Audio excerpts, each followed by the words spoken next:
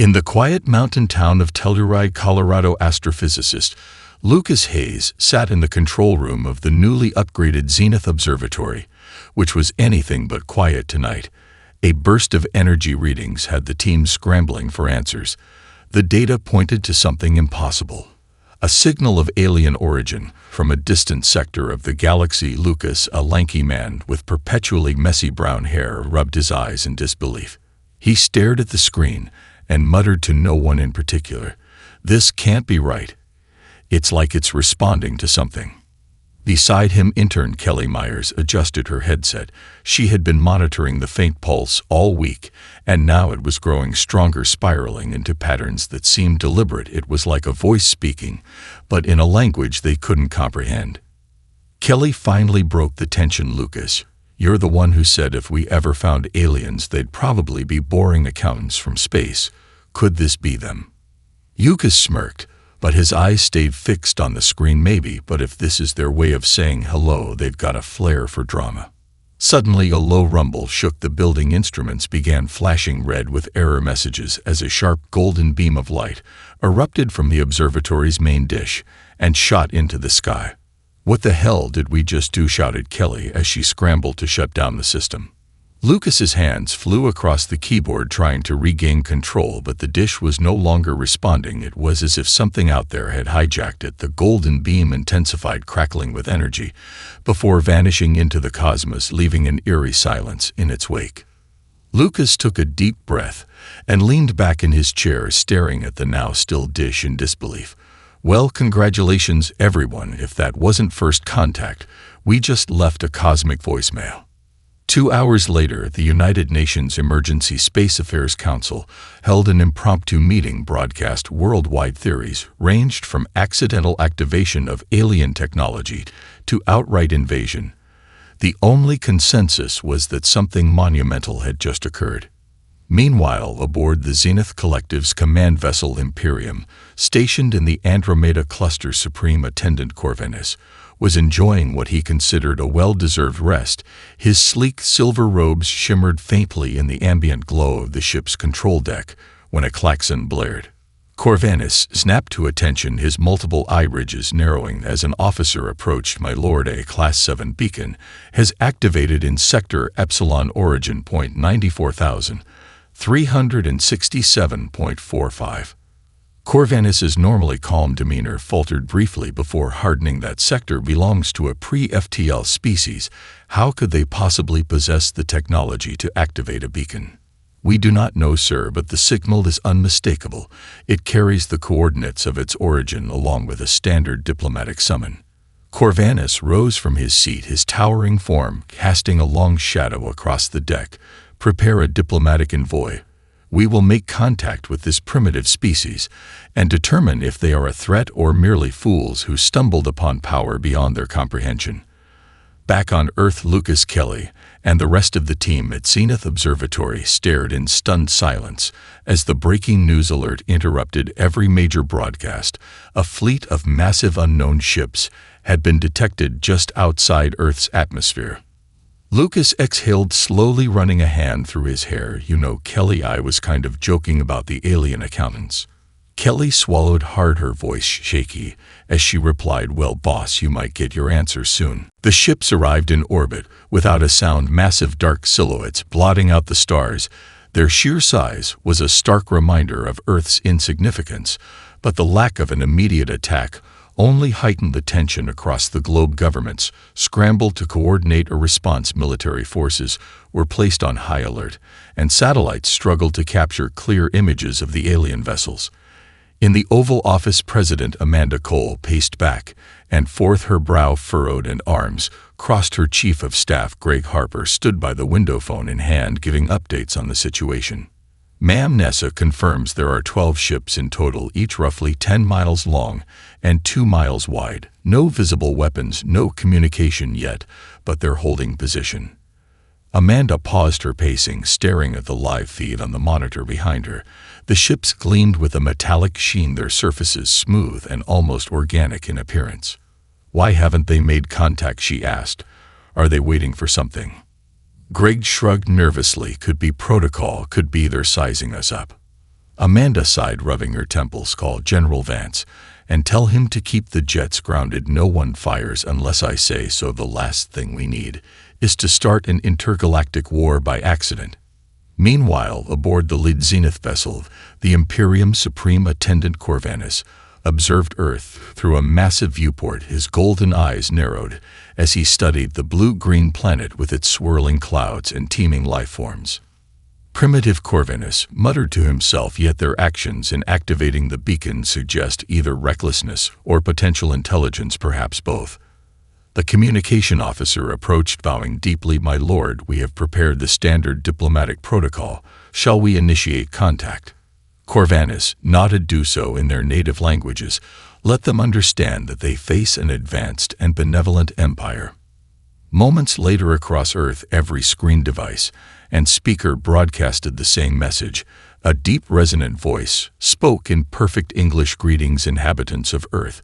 We are the Zenith Collective, rulers of the known galaxy. We come in peace, seeking to establish contact and offer guidance in your ascension to the stars. The broadcast left billions in stunned silence. Within minutes, news stations were flooded with commentary, speculation, and panic. Some celebrated the prospect of peaceful contact, while others warned of hidden agendas. At the Zenith Observatory, Lucas Hayes watched the broadcast on his tablet, muttering under his breath, "Well, that's a hell of a way to say hello." Kelly Myers leaned over his shoulder, her eyes wide with a mix of fear and excitement. "Lucas, did you hear that they said Ascension? Do they think we're some kind of project?"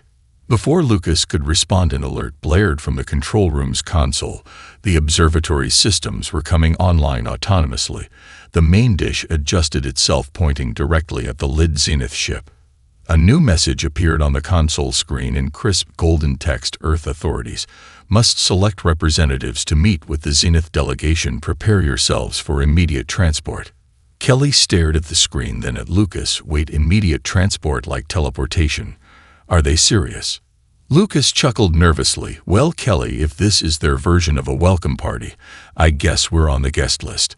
Minutes later, Lucas, Kelly, and a hand-picked group of Earth's scientists, diplomats, and military personnel found themselves enveloped in a shimmering light and transported aboard the Imperium. The sight that greeted them was beyond anything they could have imagined. Towering crystalline structures arched above their heads, glowing faintly with an internal light. Aliens of various shapes and sizes moved with precision around the chamber. Corvanus stepped forward, his imposing figure radiating authority. Welcome, humans, to the Zenith Imperium. You stand at the threshold of greatness. Prove your worth or fall to insignificance. Lucas couldn't help but grin, muttering under his breath, no pressure, right? The air on the Zenith ship was crisp and faintly metallic, with an odd hum that seemed to come from everywhere at once. Lucas Hayes blinked rapidly, trying to adjust to the dazzling light reflecting off the crystalline walls of the chamber. Kelly Myers was less composed, her mouth slightly agape as she gawked at the sheer scale of the room. Around them, the rest of Earth's delegation.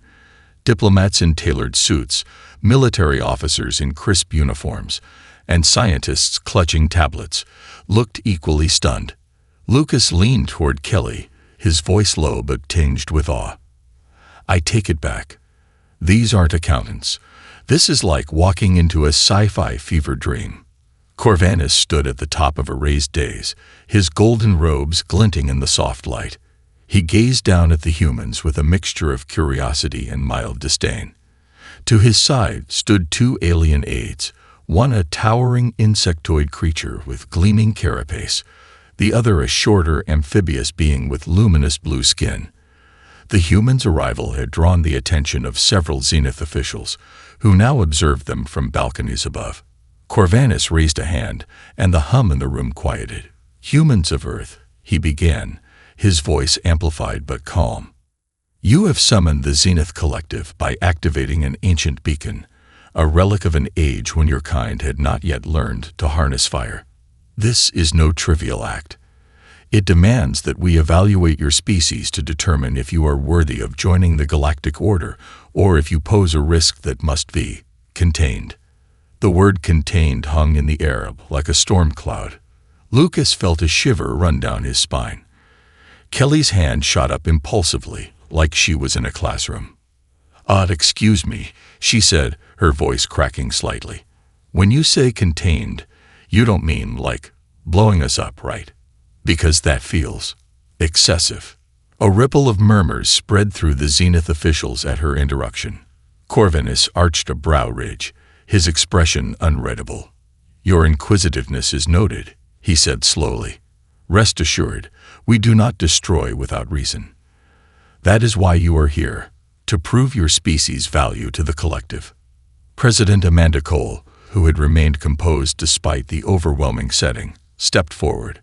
Her calm yet firm tone cut through the tension.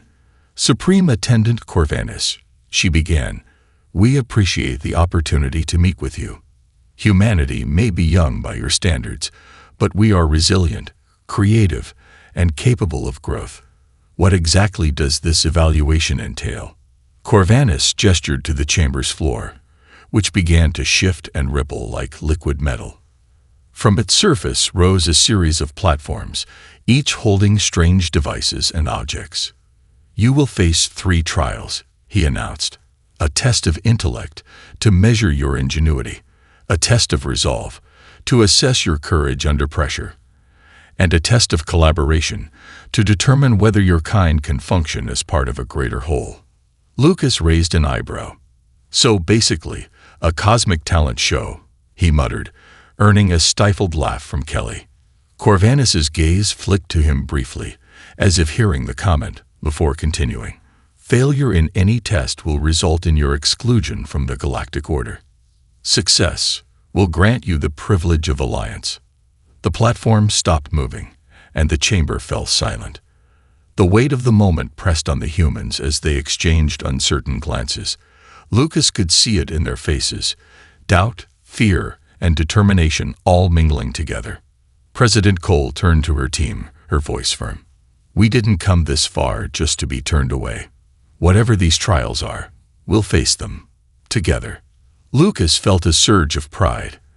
As daunting as this all was, humanity wasn't backing down. Corvinus raised his hand once more, then let the first trial begin. The floor beneath them shimmered, and suddenly, Lucas and the others found themselves standing in a completely different environment, a sprawling maze of floating platforms and glowing symbols. "Well," Lucas said, adjusting his glasses with a smirk, "let's show them what we've got." The maze was unlike anything the humans had ever seen, an endless expanse of floating platforms, shimmering with golden light, connected by glowing pathways that shifted unpredictably. Hovering above the maze were dozens of alien observers, their translucent forms drifting silently like phantom specters, watching the humans intently. Lucas Hayes crouched down on the edge of one platform, studying the glowing symbols etched into the floor.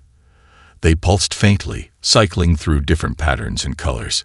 Kelly Myers stood beside him, her arms crossed tightly, her nervous energy barely contained. "So," Kelly said, glancing around, "is this a test of intellect, or are they just trying to confuse us to death?" Lucas tapped a finger on one of the symbols, causing it to emit a low hum. "Maybe both," he muttered. "Look at the patterns. They're mathematical, almost like a code." President Amanda Cole and the rest of the delegation gathered nearby, their faces a mix of concern and focus. General Eric Wallace, a stoic man with sharp features, spoke up. "This maze isn't just shifting randomly, it's reacting to us. Look." He pointed toward a path ahead where a section of the glowing walkway dissolved the moment someone stepped too close, only to reform moments later in a different pattern.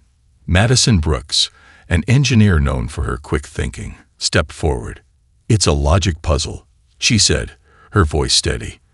"The symbols on the platforms probably dictate the pathways.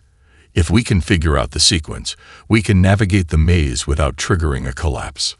Lucas grinned, pushing up his glasses. "Finally, something in my wheelhouse. Let's crack this." The group divided into teams, each working on decoding the symbols and their corresponding pathways. Madison took charge of analyzing the glowing patterns, while Kelly worked on tracing connections between platforms. Lucas began sketching diagrams on a portable pad, his mind racing to map out the maze's structure. Minutes stretched into hours as the humans collaborated, their voices rising and falling in a rhythm of trial and error. Whenever a section of the path collapsed, they regrouped and recalculated, their determination unwavering. From above, Corvinus observed silently, his golden eyes narrowing.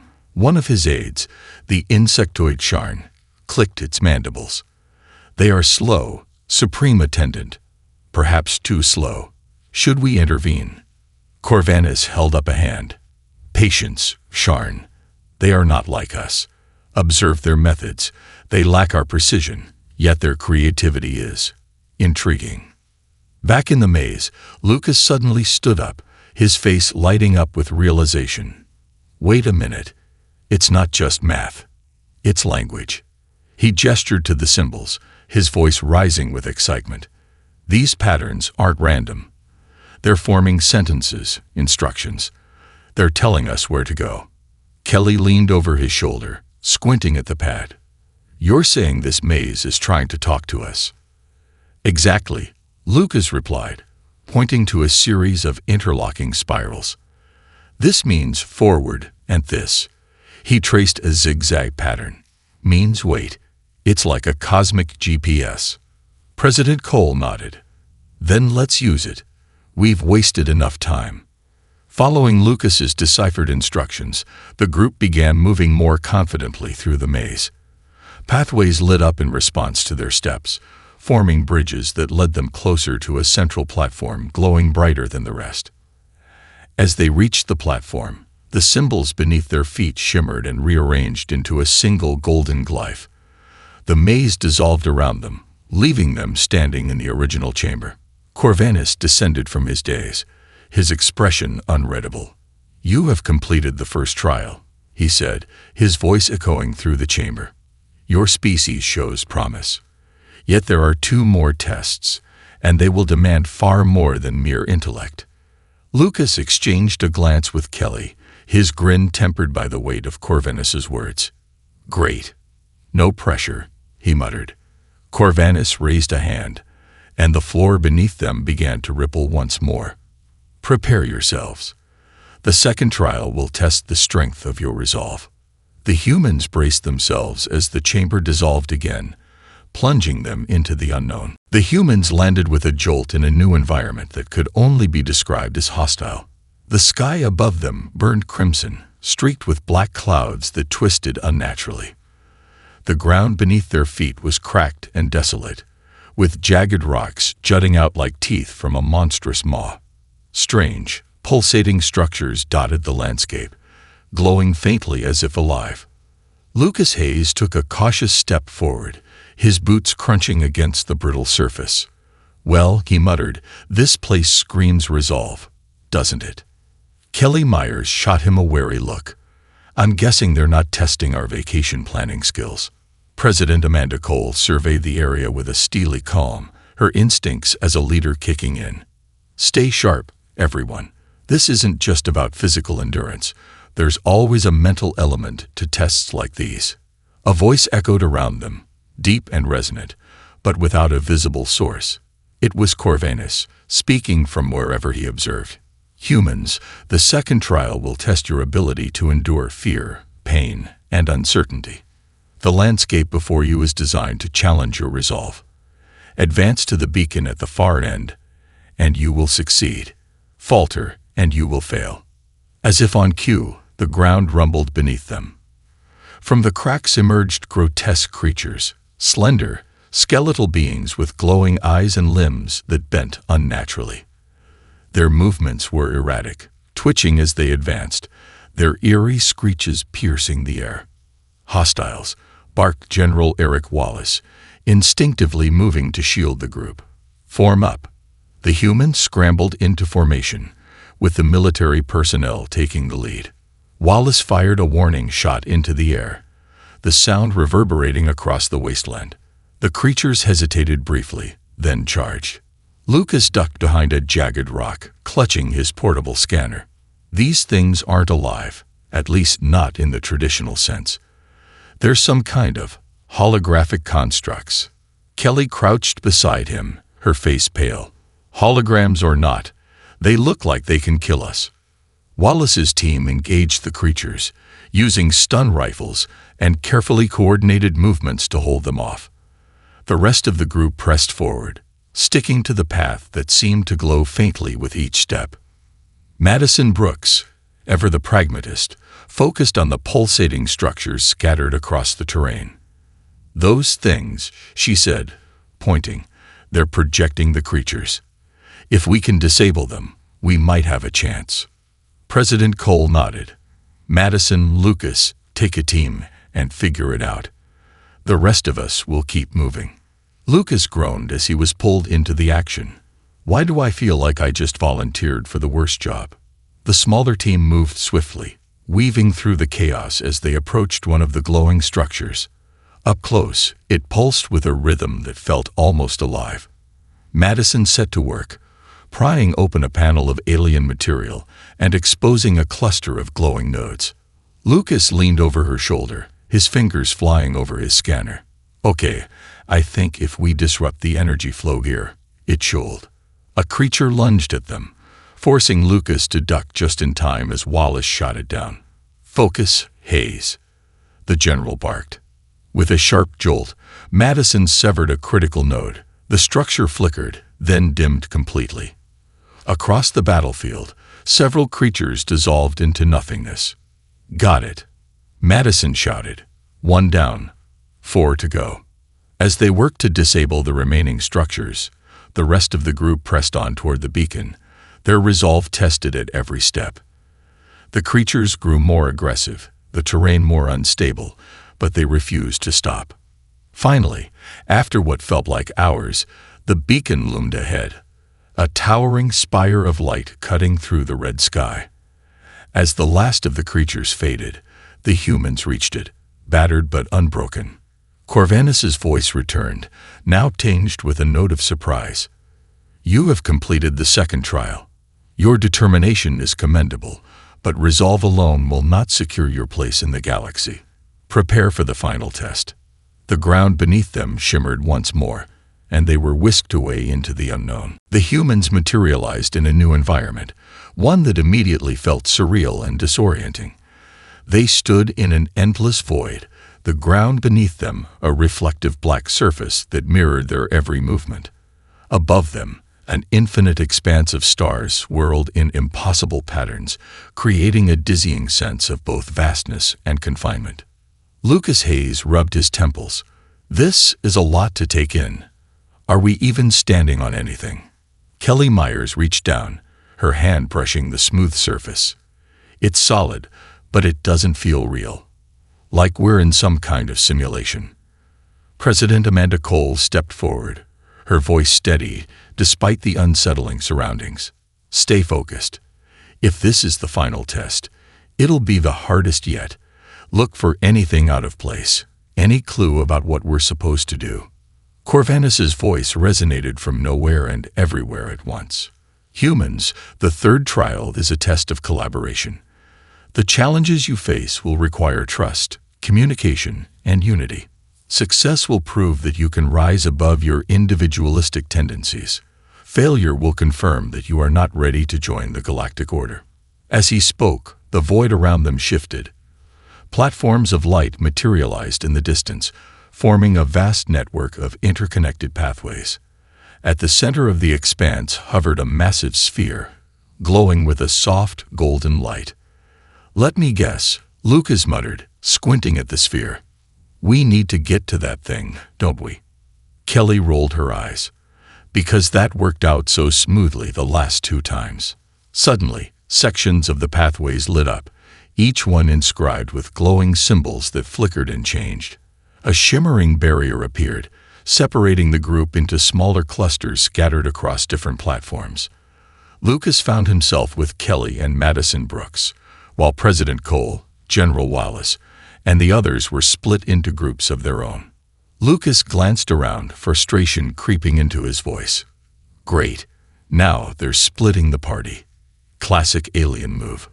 From the platform where she stood, President Cole called out, her voice firm, and commanding. Listen up. This isn't about what we can do alone. It's about working together. We need to figure out how these platforms connect.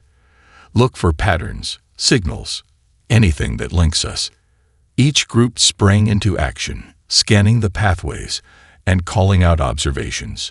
Lucas studied the glowing symbols on his platform, cross-referencing them with the shifting lights in the distance. These symbols, they're sequences. If we match them with the others, we can probably activate the next pathway. Kelly pointed toward another platform, where Madison was analyzing a cluster of glyphs. Look there. That set matches the one over here.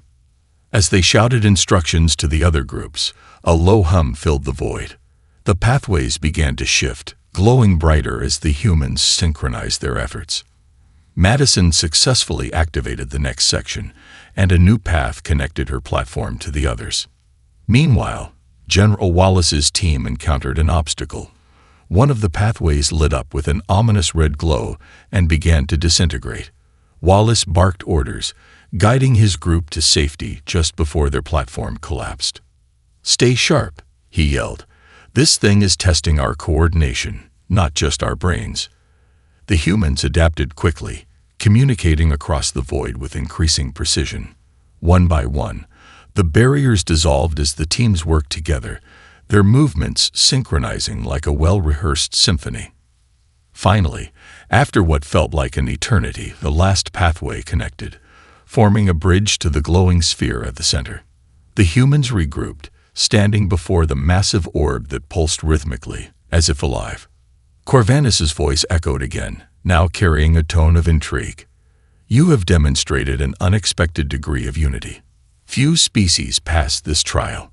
Touch the sphere and claim your judgment." President Cole stepped forward, her hand hovering over the orb.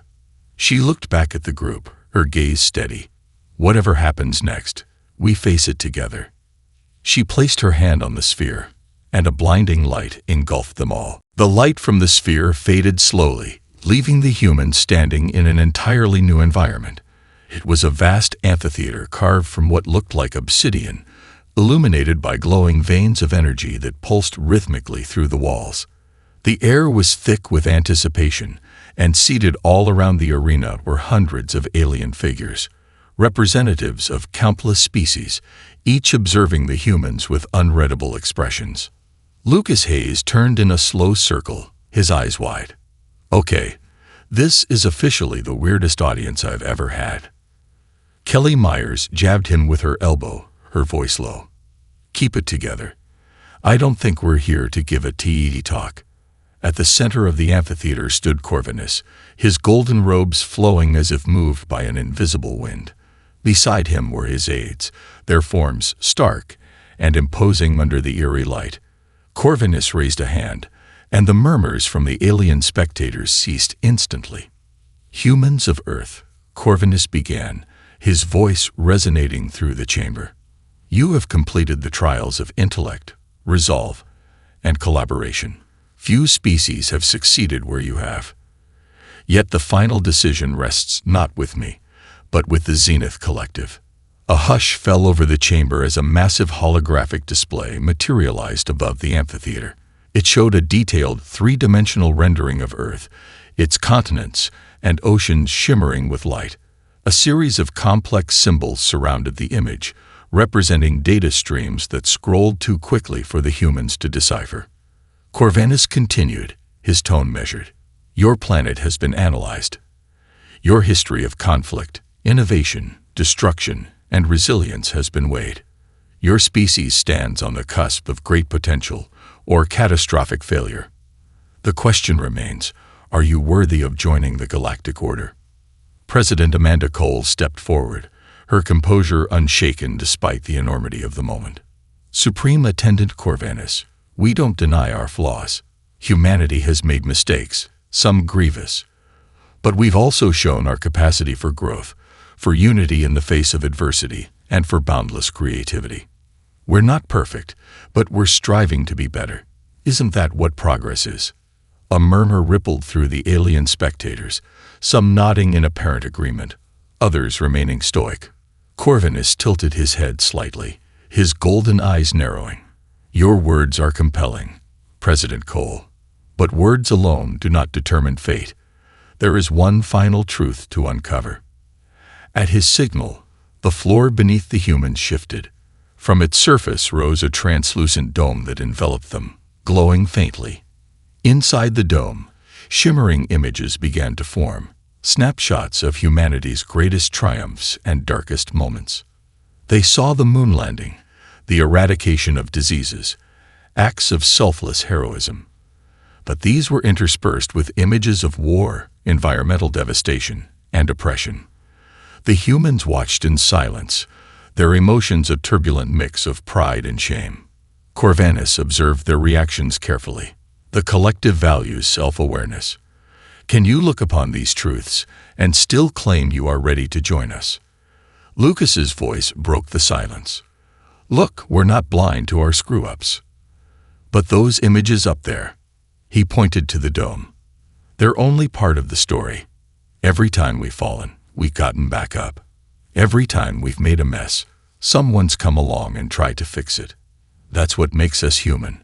Not perfection, but persistence. Kelly nodded, stepping forward.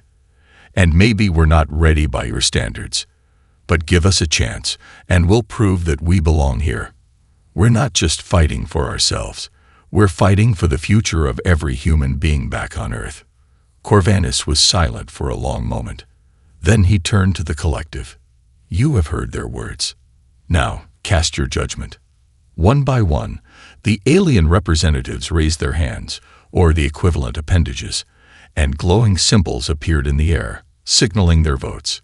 The humans watched, holding their breath as the symbols filled the air, forming a constellation of decisions. When the last vote was cast, Corvanus turned back to the humans, his expression inscrutable. The decision has been made. He paused, letting the moment stretch into eternity. Then his lips curved into what might have been a smile. Welcome to the Zenith Collective, humans. May your journey among the stars bring as much hope as it does challenge.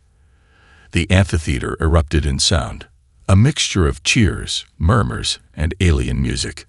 The humans stood frozen, a mixture of relief and awe washing over them. Lucas turned to Kelly, a grin breaking across his face. We did it. They actually said yes. Kelly exhaled deeply, and here I was thinking we'd end up as stardust. President Cole clasped her hands behind her back, her voice steady but filled with emotion. This is just the beginning. Let's show them what humanity can really do.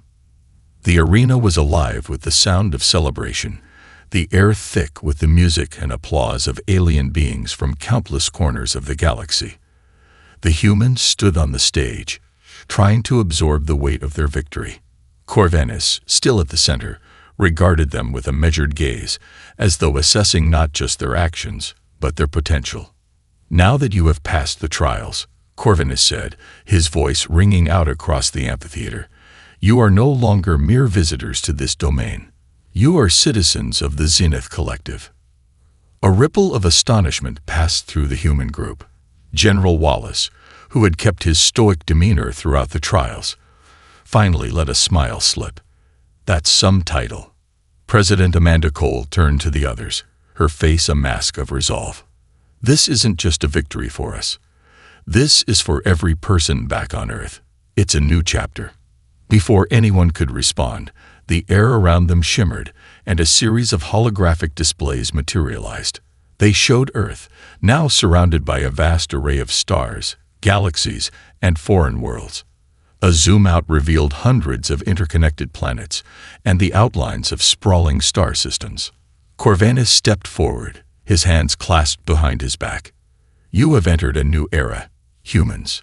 The Zenith Collective is not just a political entity. It is a network, a vast interstellar alliance. Through this alliance, your people will gain knowledge, protection, and resources beyond your wildest imaginations. A new hologram appeared, showing blueprints for advanced technologies, medical breakthroughs, and energy solutions that the humans could scarcely comprehend. Madison Brooks, who had been quiet until now, stepped forward, her eyes wide with awe. Is this Are these possible for us to access? Corvanus nodded, his golden eyes gleaming. With time, yes, but not without responsibility. The technologies you see here are not to be used carelessly. They come with obligations, and you must prove that you can wield them with wisdom. Kelly Myers folded her arms, her tone skeptical. And if we mess up? Corvanus's gaze hardened for a moment, but his voice remained calm. Then you will face the consequences. The galaxy does not tolerate recklessness. But if you succeed, your species will help shape the future of all who dwell among the stars. President Cole stepped forward, her voice unwavering. We won't let you down. Good, Corvanus said, nodding once. The first lesson you must learn is patience. Your people have yet to fully understand the depth of the responsibilities they now carry. There are powers in the universe that cannot be hurried. Time itself is a teacher. And for now, your place is to listen, learn, and adapt. The ground beneath them began to shift again, and the amphitheater's walls retracted, revealing a star-filled sky. The humans stood at the center, gazing up in wonder as a massive spacecraft appeared overhead, its sleek, shimmering hull gleaming like a silver crescent against the backdrop of the stars. Corvanus gestured toward it. This is your transport. It will take you to the Academy of the Collective, where you will begin your formal education in the ways of interstellar diplomacy, technology, and cooperation. From there, you will join us in our quest to unite the stars. The humans exchanged looks of excitement and uncertainty. The next phase of their journey had begun, but it wasn't going to be easy. The challenges ahead were vast and unknown, and their success would depend not just on their intelligence or strength, but on their ability to work as one, across the entire human race. Kelly smiled wryly. I guess there's no going back now. Lucas Hayes chuckled, adjusting his glasses. No way. But if we did, I'd never forgive myself for missing out on that. Madison took a deep breath. We've made it this far. Let's see where this journey takes us. President Cole turned to face her team, her expression one of quiet pride. For all of us, we've earned this, and now we take the first steps into a future we couldn't have imagined. Together. As they boarded the sleek spacecraft, the stars above seemed to beckon them forward. The humans, once isolated on a small planet in the vast expanse of space, now stood at the threshold of a new era. The universe had opened its doors, and humanity was no longer just an observer. They were a part of something greater, a future filled with endless possibilities. And they would face it, as always, together.